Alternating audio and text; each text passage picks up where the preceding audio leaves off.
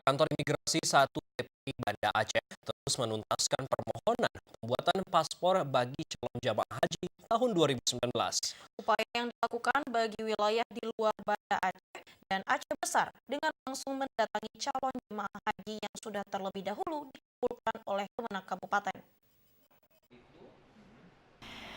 Penuntasan paspor calon jamaah haji yang berada di wilayah kerja Kantor Imigrasi 1 TPI Banda Aceh menjadi prioritas, mengingat paspor menjadi salah satu persyaratan untuk meraih visa haji.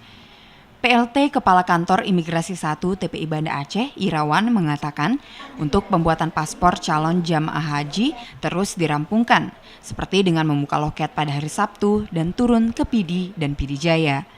Untuk Kabupaten Pidi serta Pidi Jaya disampaikan sudah rampung, tinggal untuk Kota Banda Aceh dan Aceh Besar yang juga terus berdatangan calon jamaah haji. Dikarenakan untuk Banda Aceh dan Aceh Besar tidak dikoordinir. Dengan kata lain, calon jamaah haji mandiri datang langsung ke kantor imigrasi. Berbeda dengan Kabupaten Pidi dan Pidi Jaya yang lokasinya jauh, maka tim imigrasi melakukan perekaman kedua kabupaten tersebut. Untuk wilayah Aceh Besar, itu tentunya jarak tempuhnya juga akan tidak begitu jauh. Saya menghimbau kepada para calon jemaah haji yang sudah memang pasti berangkat, silahkan segera mengurus pengurusan paspornya agar tidak terlambat nanti akan menjadi kendala.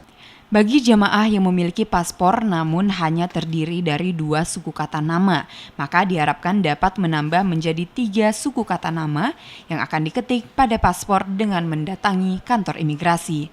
Tim Liputan TVRI Aceh melaporkan.